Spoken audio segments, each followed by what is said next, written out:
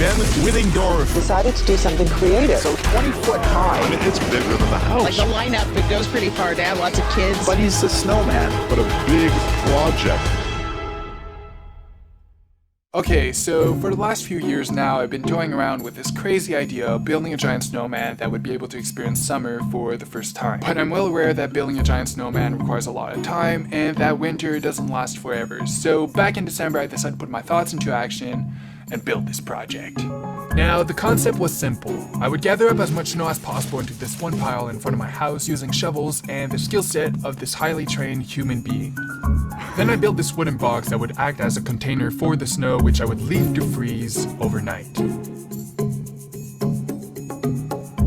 Today I'm going to be putting this part over here.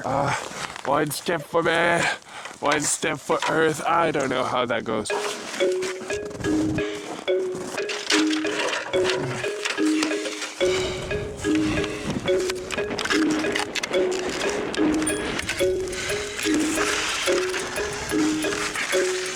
I was going to need a lot of snow for this project, but luckily I live the northern hemisphere of the world just below the reindeers, and we receive a fairly large amount of snow, which effectively makes the snow collecting process a lot easier. The idea was to fill up the box up to a quarter to then cover with water. 60% of the constitution of the human body is water. I googled it. Now, the water will enhance the solidification of the snow.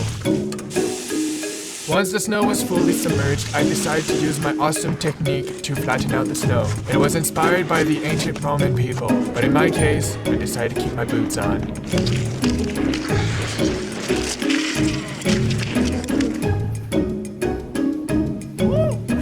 Once the tower was completed, it was time to start sculpting with style.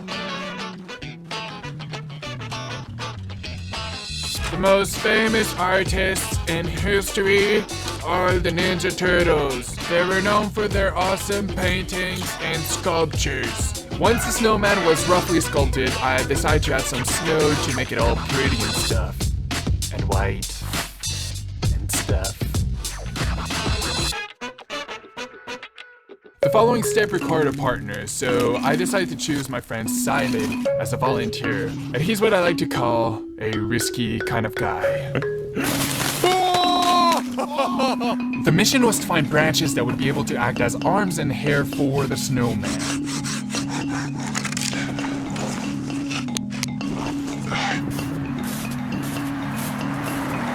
With just a few days left of winter, I had to speed up the process and think about something that was going to be able to look like buttons and a giant carrot.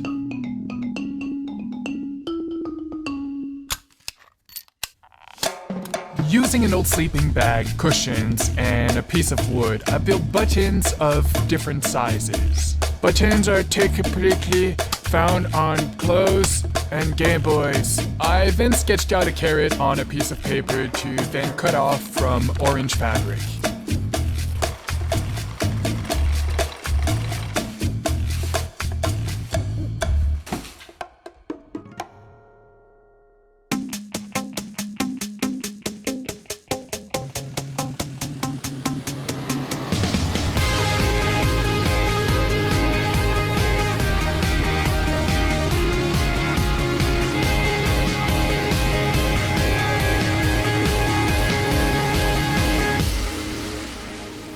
Man alive. And, you know, I've seen the photos. It's really remarkable, very, very impressive, and I'm sure that's what a lot of people are telling you, but, I mean, it's bigger than the house. People are starting to flock to your neighborhood, aren't they?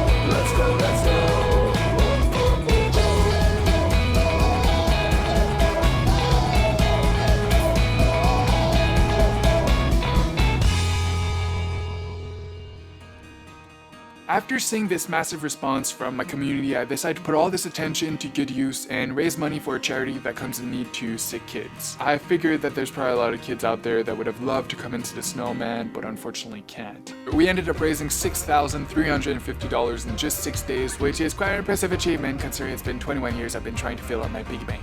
Now, building the Snowman was not a piece of strawberry cake. It took a lot of effort and dedication because the weather was just not on my side. I remember thinking to myself that if I managed to make one person smile by completing this project, this hard work was going to be worth all of it. I didn't end up making one person smile, but thousands, so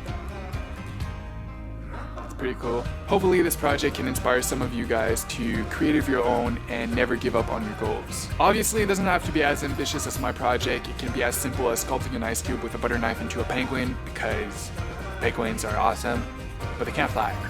If ever you decide to adopt a penguin one day and you're on top of a cliff, please don't let it go.